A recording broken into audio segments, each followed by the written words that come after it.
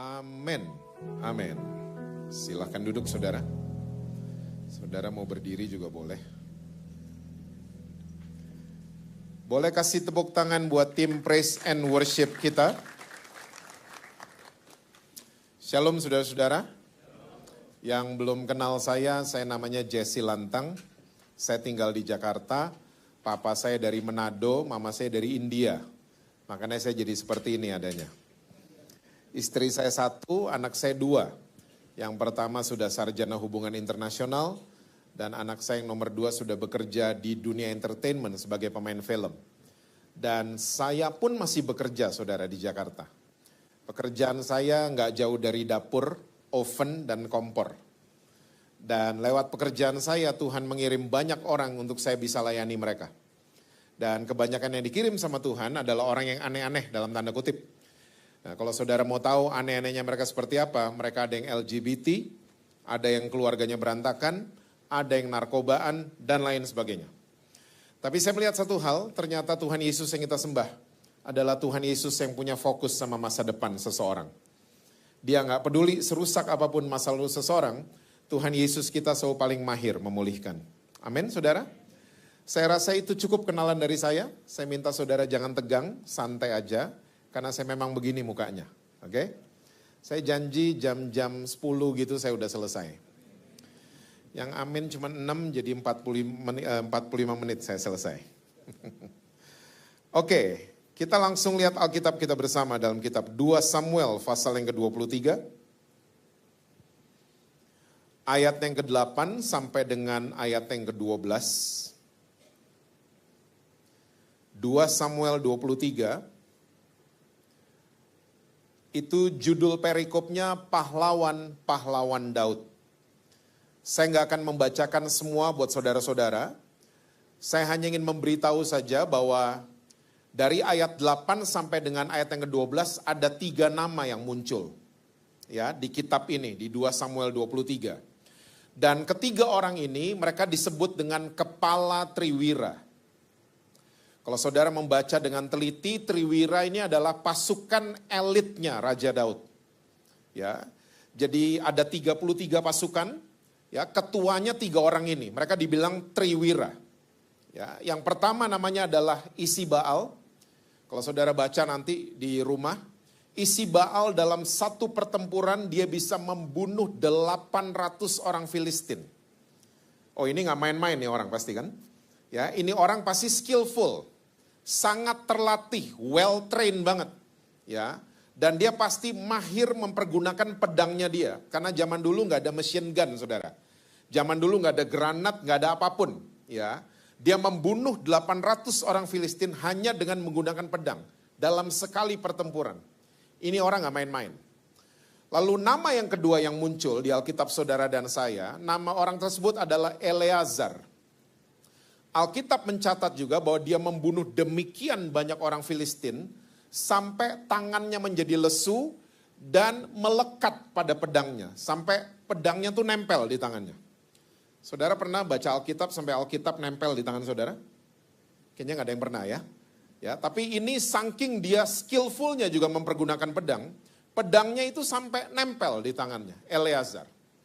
Dan orang yang nomor 3 ditulis oleh Alkitab namanya adalah Sama. Saya menyebut Sama adalah pahlawan Brenebon. Kenapa? Karena kalau saudara baca, dia mempertahankan ladang penuh dengan kacang merah katanya. Ya, sementara orang-orang Israel sudah pada pergi, ketakutan, dia setia sama Daud. Dan akhirnya ketiga orang ini resmi diangkat menjadi pahlawan-pahlawannya Daud.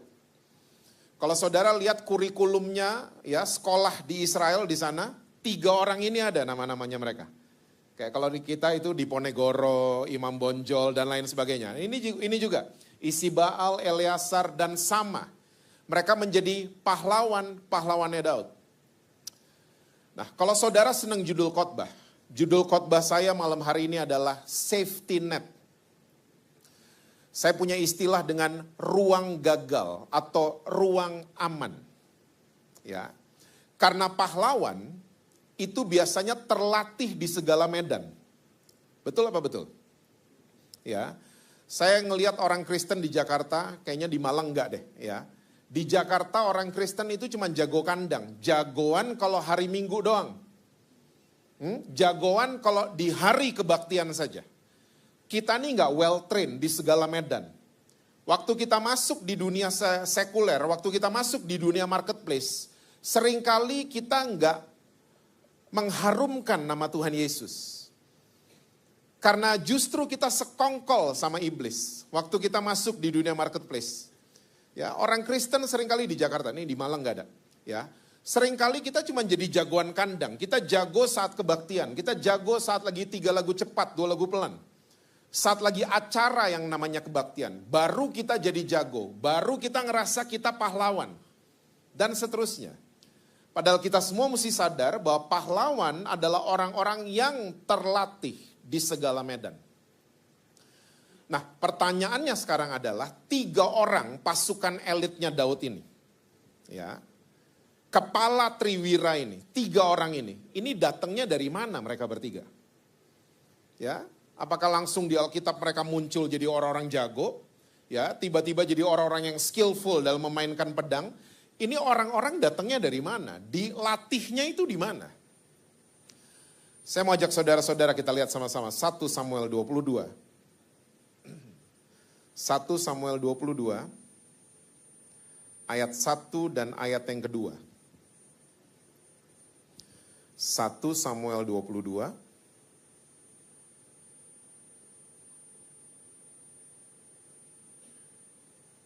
itu judul perikopnya Daud di Gua Adulam.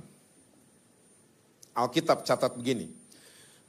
Lalu Daud pergi dari sana dan melarikan diri ke Gua Adulam. Ketika saudara-saudaranya dan seluruh keluarganya mendengar hal itu, pergilah mereka ke sana mendapatkan dia. Ayat 2, berhimpunlah juga kepadanya setiap orang yang dalam apa saudara? Kesukaran. Terus setiap orang yang utangnya banyak. Terus yang ketiga, setiap orang yang sakit hati. Maka ia, ini Daud maksudnya, maka Daud menjadi pemimpin mereka. Bersama-sama dengan dia ada kira-kira 400 orang. Wow. Ternyata 3 orang tadi yang jago semua itu, ya, ternyata mereka bukan lulusan sekolah Alkitab. Mereka lulusan gua ternyata. Gua Adulam. Kalau saudara pernah ke Israel, ya, yang belum nanti berangkat ke Israel. Yang ngomong amin berangkat, ya. Telat. Gua Adulam itu posisinya di daerah En-Gedi. Dan itu ada di lereng gunung, Gua Adulam. Jadi nggak ada orang yang mau ke sana. Karena zaman dulu tuh nggak ada angkot, nggak ada apapun gitu loh. Mesti jalan kaki dan orang males kalau mesti naik ke lereng gunung. Dan Gua Adulam posisinya ada di sana, di daerah namanya En-Gedi. Dan ternyata ketiga pahlawan Daud, mereka ini semua lulusan Gua Adulam. Dan mereka semua, catat ini baik-baik, bukan orang baik-baik. Mereka adalah kumpulan orang yang terlibat dalam kesukaran hidup mereka. Mereka utangnya banyak. Dan mereka adalah orang-orang yang sakit hati.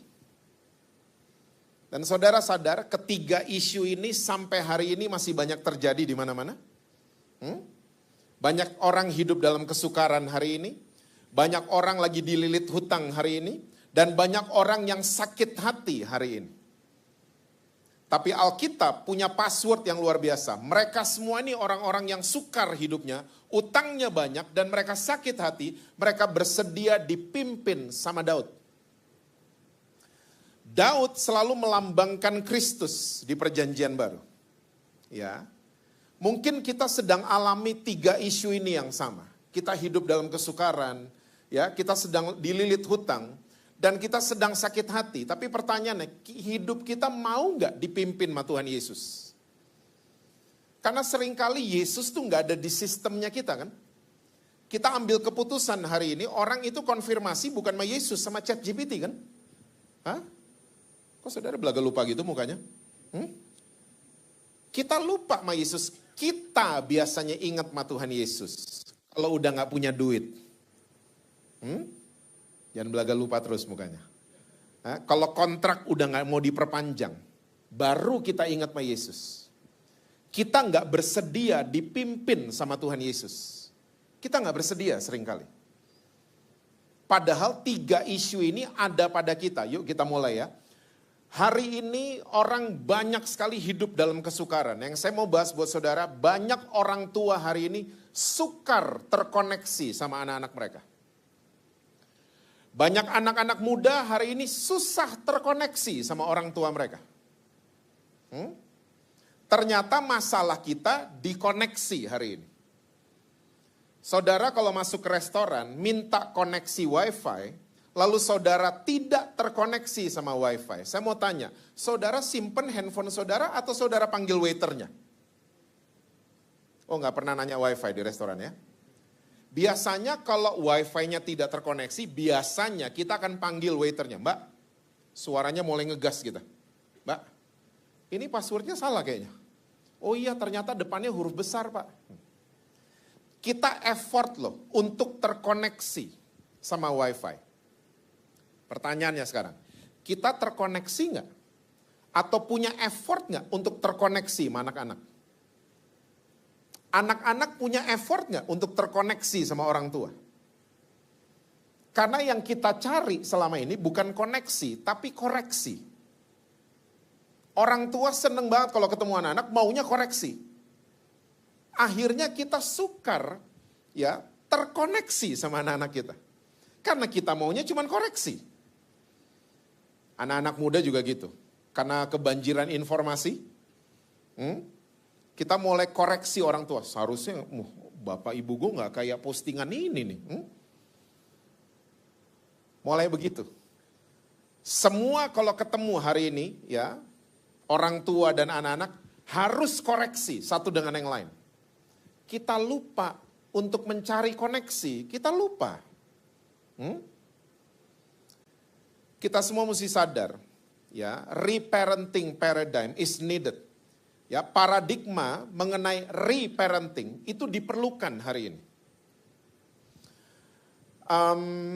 Para papa mama yang hadir atau yang nonton dari manapun, orang tua kita ini cuman lebih pengalaman, bukan lebih pinter.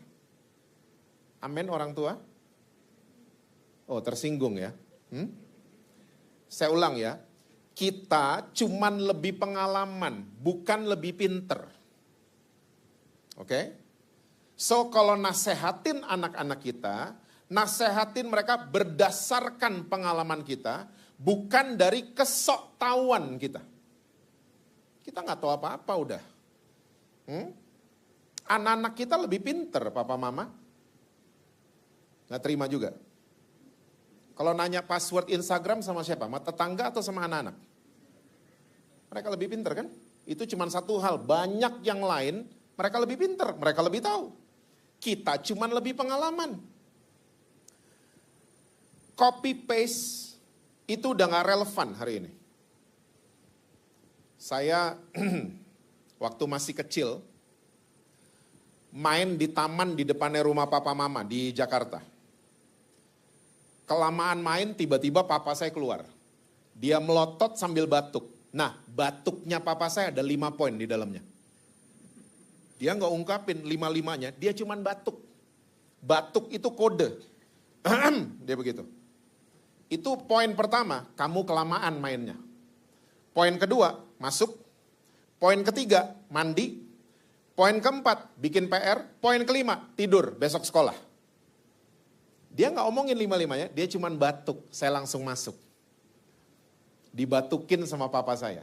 Nah, waktu anak saya yang nomor 2 lahir. Dia makin besar, saya ajak main di rumah papa mama. Taman di depan masih ada. Anak saya yang nomor 2 main di taman. Saya coba-coba mau fotokopi papa saya. Saya keluar, agak melotot, saya batuk. Saya disamperin sama anak saya. Daddy batuk, saya digituin. Terus dia lari lagi, dia main lagi.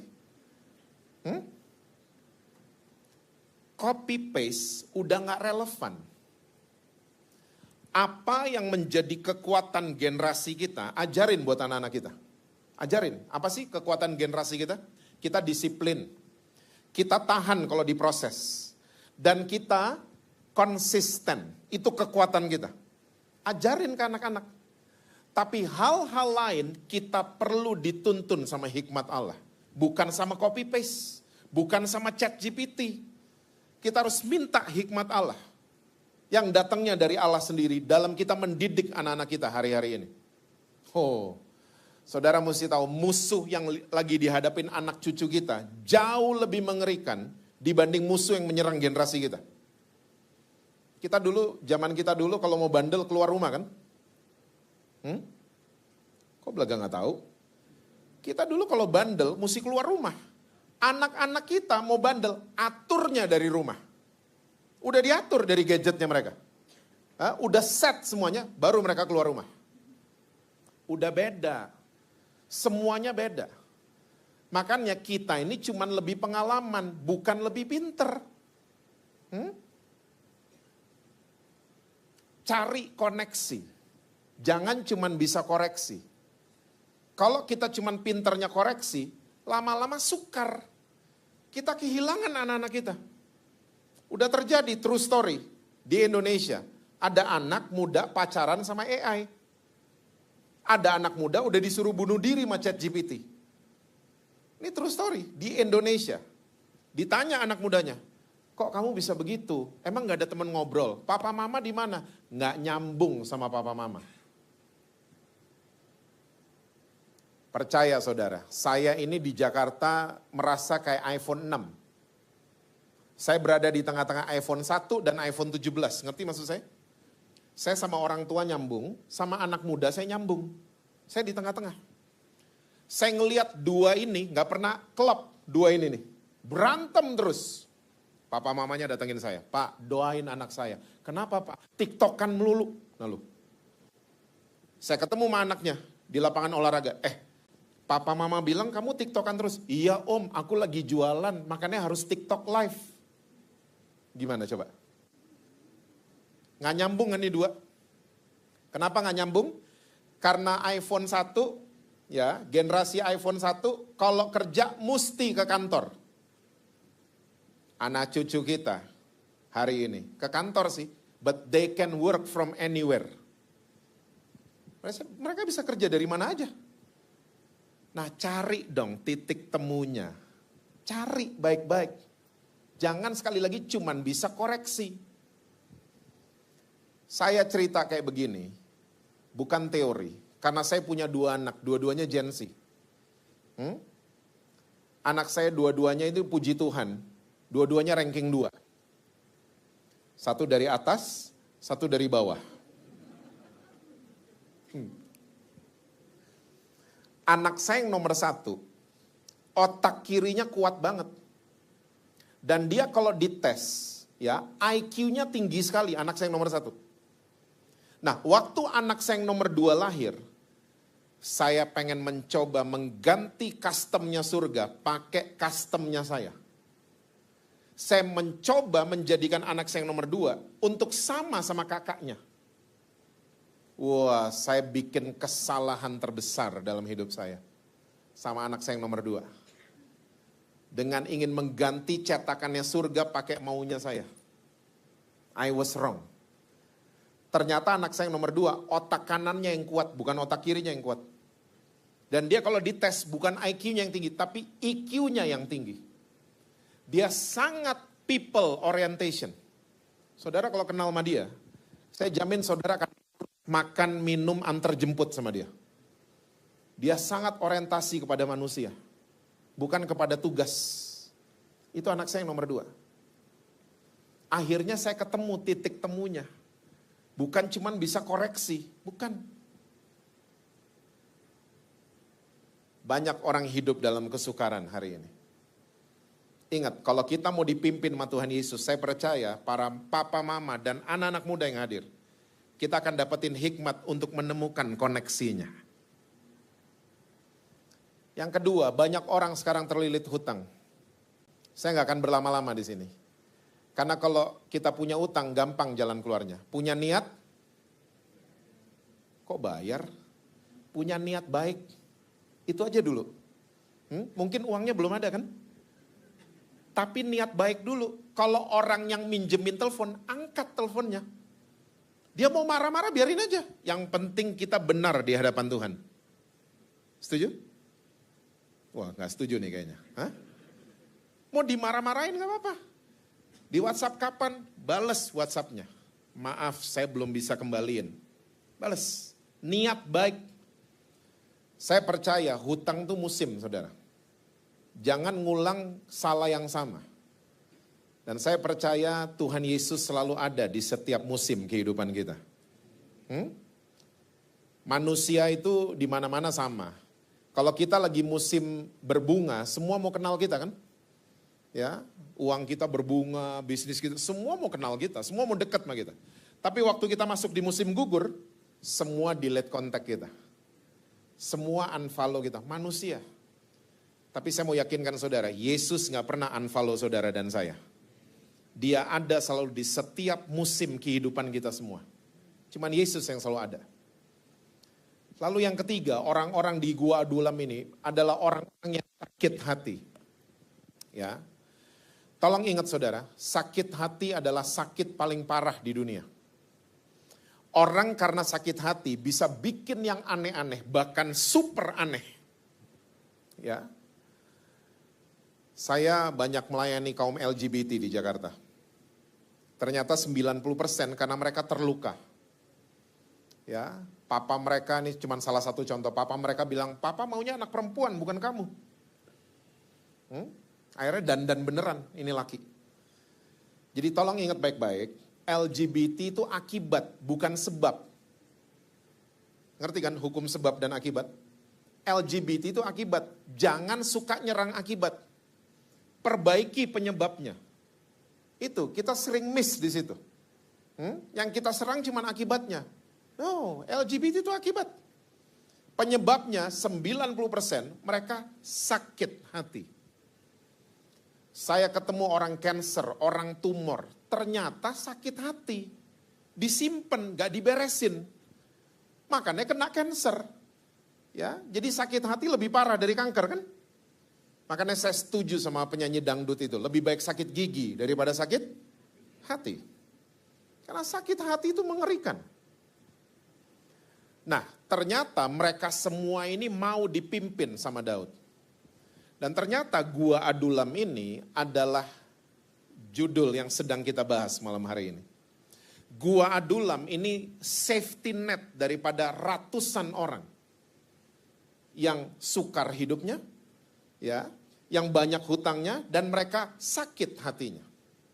Ternyata Gua Adulam adalah ruang gagal buat mereka dan ada orang yang berdiri di situ. Namanya Daud. Ruang gagal. Pertanyaannya, kita punya ruang gagal nggak? Kita ini, ya, atau kita berdiri nggak di ruang gagal anak-anak kita? Saya suka lihat orang kalau udah aktif di gereja, aktif pelayanan, kalau ada anggota keluarga yang gagal, langsung malu kayaknya. Dan kita nggak mau berdiri di ruang gagal anak-anak kita. Nggak mau. Kita nggak mau jadi safety net buat mereka. Nggak mau kita. Kita lebih mentingin pencitraan. Di PD Hope nggak ada. Ini di PD yang lain. Kita lebih mikirin pencitraannya kita dibanding berdiri ya di samping orang-orang yang gagal. Menjadi safety net buat orang-orang yang gagal. Kita nggak mau. Kita ngutamain pencitraan. Citra diri. Saudara, kalau masih ingat dulu SMA ada ruang guru BP. Ruang guru BP itu ruang gagal. Anak-anak yang bermasalah dikirim semua ke ruang guru BP kan, masih ingat? Salah satunya ini dulu. Saya tuh bolos, gak pernah sekolah dulu. Gak pernah bikin PR. Ya, sekalinya datang sekolah, semua guru sarkas sama saya. Tumben masuk sekolah, tumben bikin PR. Tapi guru BP kalau ketemu saya, halo Jesse anak pinter, beda sama guru-guru lain. Kamu tuh pinter, kalau kamu rajin baca, itu sama juga dengan kamu tuh males. Sama sebenarnya kan? Cuman guru BP ya ngasih taunya lebih bijaksana. Ruang guru BP itu ruang gagal. Nah pertanyaannya, ruang gagal tuh ada nggak di gereja kita? Ada nggak di kumpulannya kita, orang-orang Kristen? Ada nggak? Ingat, Yesus selalu adalah pribadi yang selalu ada di ruang gagal kita. Yesus selalu jadi safety net. Kasihnya Yesus itu adalah safety net paling luar biasa. Yesus selalu mau berdiri di ruang gagalnya saudara dan saya. Nah kita yang katanya anak-anaknya Tuhan Yesus, kita gituin anak-anak kita nggak? Kita gituin teman-teman gereja kita nggak yang gagal? Kita berdiri nggak di samping mereka? Atau kita malu tiba-tiba karena mereka gagal? Ingat saudara, saya udah berkali-kali mengatakan, orang Kristen tuh sama semuanya. Kita orang-orang yang berdosa. Bedanya satu ketahuan, satu enggak. Betul apa betul? Bedanya satu ngaku, satu enggak. Itu aja bedanya. Semua sama, orang-orang berdosa. Tapi waktu ada orang yang kepleset, orang yang gagal, gedubrak gitu. Kita ada nggak? Kalau sudah disebut dengan ruang gagal, berarti ada perabotannya. Perabotan nomor 1, namanya adalah penerimaan. Acceptance. Daud menerima mereka, orang-orang yang gagal. Orang-orang yang disebut bahasa Inggris outcast. Ya, acceptance itu adalah receptionnya ruang gagal. Ya, penerimaan, diterima dong. Ingat, menerima orang yang gagal bukan berarti kita normalisasi. Ingat ya, saya menerima LGBT, tapi saya nggak setuju sama perilakunya mereka. Kalau saya setuju itu namanya normalisasi. Tapi saya terima mereka. Seperti Yesus juga menerima mereka. Kita anak-anaknya Yesus, ikutin dong Bapa di surga. Nah, waktu udah diterima, jangan cuma diterima, didampingin, ditemenin. Saya atas anugerah Tuhan, udah melayani Tuhan dari tahun 97. Saya sering ngelihat pemandangan horor justru di kumpulannya orang Kristen. Pemain musik kepleset jatuh dalam dosa, didisiplin, gak boleh main musik. Oke, saya setuju, saya bisa terima. Tapi abis dia didisiplin, gak boleh main, gak boleh pelayanan, gak ditemenin. Hah? Suruh pulang gak ditemenin. Gak ada, pemimpinnya bilang, besok kamu ngopi sama saya ya. Ya, lusa kamu makan siang sama saya. Minggu depan saya ke rumah kamu ya. Gak ada, pendampingan gak ada. Ingat, orang yang gagal bisa berubah jadi orang yang hancur total karena nggak ada yang temenin. Halo? Seorang pelaku sebelumnya dia korban yang nggak ada yang dengerin. Saya ulang, seorang pelaku sebelumnya dia nih korban tapi nggak ada yang dengerin dia, nggak ada yang temenin dia. Waktu saya dibukakan soal pendampingan, ya ini merubah cara konseling saya, saudara. Saya dulu kalau konselingin orang, kalau kita ketemu lagi hafal ya Matius 7. Kalau kita ketemu lagi nanti hafal ya lagu gereja judulnya ini. Saya dulu gitu-gitu. Sekarang enggak. Saya nemenin seorang LGBT, bukan macarin ya, tolong jangan salah tangkap. Saya nemenin seorang LGBT. Tiba-tiba berubah hidupnya. Keluarganya sampai telepon saya sampai nanya, Jess, kamu ngomong apa sama dia? Kok bisa berubah? Enggak ngomong apa. Itu kalau makan bareng tuh ngapain? Apa yang dia omongin? Saya cuma dengerin dia. Emang dia ngomong apa? Dua Lipa, Lady Gaga, tuh omongannya dia. Oh saudara gak tahu ya gini-ginian ya. Saudara Hillsong banget mukanya. Ini, saya cuma dengerin dia ngomong apa. Kalau dia tanya soal Yesus, baru saya jawab. Saya nggak mencoba menggurui siapapun sekarang. Saya cuma mau dampingin orang-orang yang lagi gagal. Sama seperti pramugari, nemenin saudara dari take off sampai landing.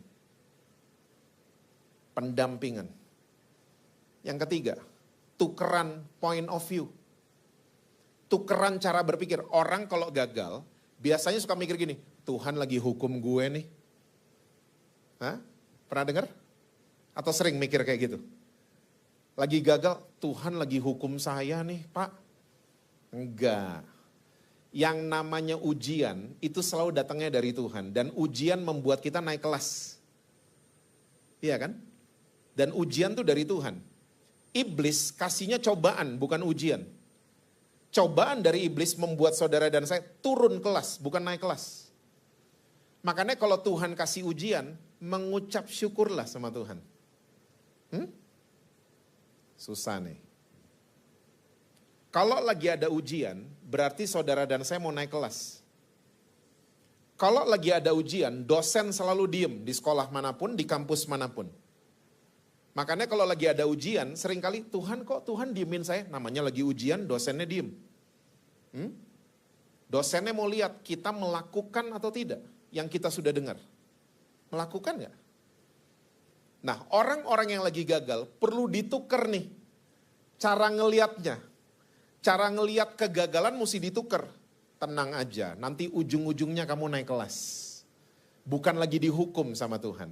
Justru orang yang lagi diproses sama Tuhan itu tandanya lagi disayang sama Tuhan Yesus. Dirubah POV-nya. Dan orang kalau berubah point of view-nya, dia bisa melakukan yang keempat. The power of dialing. Orang-orang Amerika punya budaya, kalau lagi ada hal yang bahaya, mereka dial 911. Itu berarti lagi keadaan bahaya. Nah, pertanyaannya untuk malam hari ini dan yang nonton dari manapun. Kalau masa lalu lagi manggil kita, trauma lagi manggil kita tuh dialnya kemana? Kita balik lagi ke masa lalu, kita balik lagi ke mabok-mabokan, kita balik lagi ke kehidupan kita yang lama, atau kita dialnya kemana? The power of dialing nih banyak saudara, banyak banget. Saya membangun kebiasaan sama istri di Jakarta untuk menabung. Ya, menabung. Kita membangun gaya hidup surplus. Ya, sebisa mungkin nabung. Tapi kalau udah bulan April, bulan November tiba-tiba ada tour and travel, pengumuman soal negara yang namanya Jepang. Terus diskon lagi pesawatnya. Biasanya keluar tuh, the power of dialing M-Banking. Keluar dari saya biasanya. Itu soal keuangan ya. Soal kehidupan juga ada, the power of dialing. Ada. Kalau soal keuangan, Jepang itu gampang membuat saya dialing. Gampang banget. Mencet ini, mencet itu, gampang. Tapi dalam kehidupan, masa lalu manggil kita trauma, kita dialingnya kemana? Saya percaya kalau POV kita berubah. Ya, walaupun trauma memanggil kita akan dialing ke firman Tuhan, dialing ke pribadi yang namanya Tuhan Yesus. Yang kelima namanya adalah alignment. Alignment itu istilah bengkel. Spurring and balancing. Makanya ruang gagal, gereja tuh ruang gagal. Ya, gereja tuh seharusnya jadi bengkel, bukan showroom. Seringkali saya suka di PD Hope nggak ada, ini di PD lain kok. Ya, yang saya suka lihat adalah gereja tuh berusaha atau PD berusaha jadi showroom. Orang ditempel-tempel doang, biar kelihatan bagus, tapi nggak berkualitas akhirnya kan. Nah makanya gereja tuh bengkel. Ruang gagal harus ada di rumah Tuhan. Bengkel. Pernah dicembrutin sama montir kalau ke bengkel? Kita datang gitu, ya dia lagi. Nggak pernah montir gituin gitu. Kita disambut kalau datang ke bengkel. Silakan Pak, ini ada ruang tunggu Pak. Mau minum apa Pak? Kita selesai 6 bulan, balik lagi mobil kita. Disenyumin lagi matu montir. Gereja sudah saatnya mempraktekkan ruang gagal. Safety net. Banyak orang yang meninggalkan Kristus karena kecewa. Mereka nggak menemukan ruang gagal di dalam tubuh Kristus. Terus Pak, kalau orangnya udah di balancing spurring, dia keluar, kalau dia gagal lagi gimana? Balik ke nomor 1, acceptance, terima dia lagi. Saya rasa Daud berulang-ulang menerima orang-orang ini di Gua Adulam. Sampai akhirnya mereka jadi orang-orang yang skillful, jadi orang-orang yang luar biasa. Nah, ruang gagal akan membuat orang menemukan nama PD saudara. Hope. Di ruang gagal, orang akan menemukan pengharapan. Nah begini, Kita ini kalau dengar kata pengharapan, seringkali kita berpusat sama diri kita sendiri. Kalau ditanya mau tiup lilin, ya, wish-nya apa, pengharapannya apa? Untuk diri sendiri kan. Saya mau umur panjang, mau sehat, semua diri sendiri.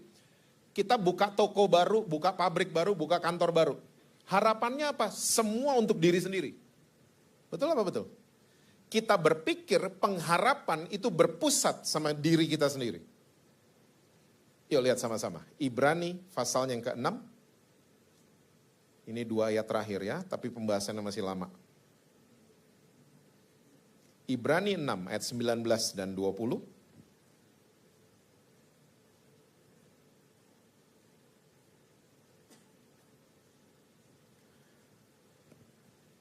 Pengharapan itu adalah apa saudara? Sauh yang kuat dan aman bagi apa saudara? Jiwa kita yang telah dilabuhkan sampai ke belakang tabir. Di mana Yesus telah masuk sebagai perintis, ini bahasa Inggrisnya forerunner atau forerider. Bagi kita ketika ia menurut peraturan Melkisedek menjadi imam besar sampai selama-lamanya. Tolong ingat mulai malam hari ini, kata pengharapan diambil dari bahasa Yunani namanya adalah elpis, L spasi P-E-S-E, elpis. Bukan Elvis Presley ya. Ya, elpis. Elpis punya pengertian tali. Makanya penulis Ibrani menulis pengharapan itu adalah sauh yang kuat dan aman bagi jiwanya saudara dan saya. Ya, sauh, tahu sauh saudara? Jangkar. Ya, saudara pernah lihat kapal parkir di pelabuhan, ya, jangkarnya wireless? Gak ada jangkar wireless ya, cuman mikrofon ada, sama alat-alat musik ada yang wireless. Jangkar gak ada yang wireless. Bisa sih parkir di Tanjung Perak, tapi karena jangkarnya wireless, besok tuh kapal udah gak ada. Dia bisa pindah ke Makassar, dia bisa pindah ke Bali, bisa terombang ambing. Ya.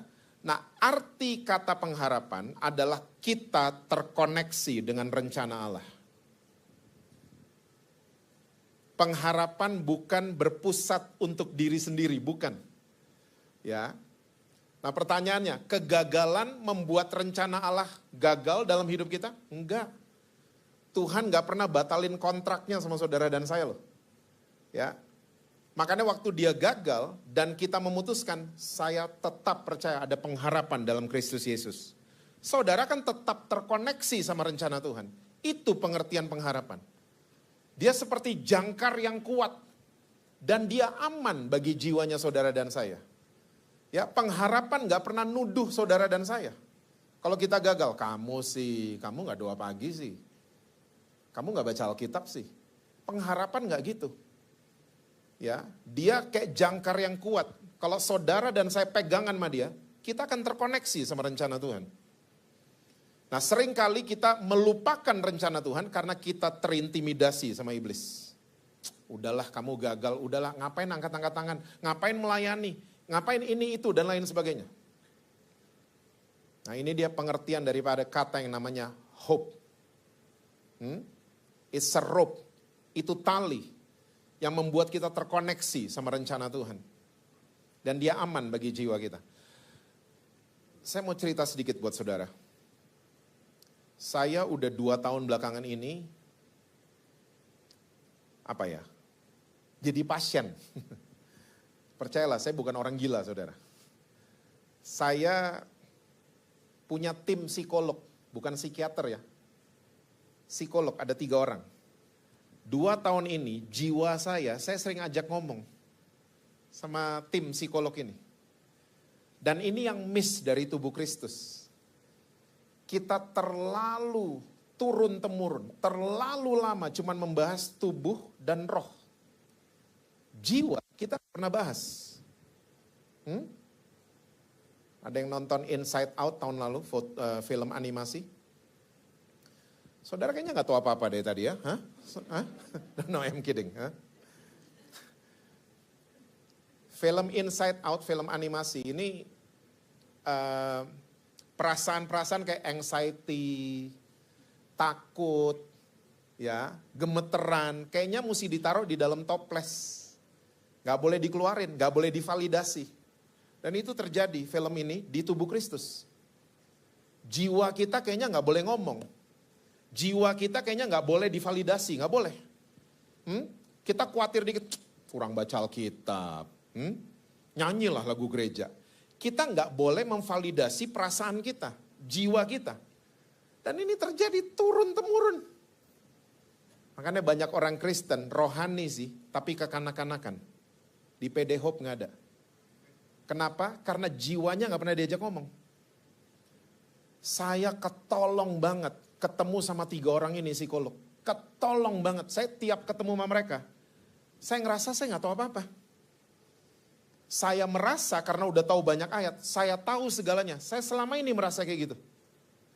Ternyata waktu ketemu sama mereka, ya ampun, saya gak tahu apa-apa saudara. Dan pengharapan dari Tuhan bukan bicara soal roh kita aja, bukan. Tapi aman buat jiwa kita juga. Makanya Yesus ngomongan bukan orang-orang, tapi jiwa-jiwa. Dan kita gak pernah ngomongin ginian. Pria kalau nangis dianggap banci. Kenapa? Salahnya apa kalau pria nangis? Itu validasi daripada jiwanya yang sedang bersedih dan lain sebagainya. Kita gak terbiasa sama gini-ginian. Saya tadi bilang saya ketemu psikolog, muka saudara berubah. Pak Jesse gila apa gimana nih? Kelihatan dari sini saudara mukanya berubah. Kita gak terbiasa. Kalau tubuh kita sakit, kita doa, terus kita bilang gini, besok kamu ketemu dokter ya. Kayaknya biasa kan? Tapi kalau jiwa kita sakit, besok ketemu psikolog ya. Kayaknya aneh. Dokter Tuhan yang ciptain, psikolog juga Tuhan yang menciptakan mereka. Saya percaya di PD Hope ini saudara akan mengalami sehat tubuh, jiwa, dan roh. Kita selesaikan ayat ini. Di mana Yesus telah masuk sebagai perintis bagi kita ketika ia menurut peraturan Melkisedek menjadi imam besar sampai selama-lamanya. Perintis ini pembuka jalan. Ya, di Jakarta mungkin saudara sering lihat ada forrider. Polisi yang ngawal mobil menteri. Ya, saya pernah satu kali di Jakarta, kalau saudara pernah ke Jakarta, hari Jumat itu ngeri banget trafficnya.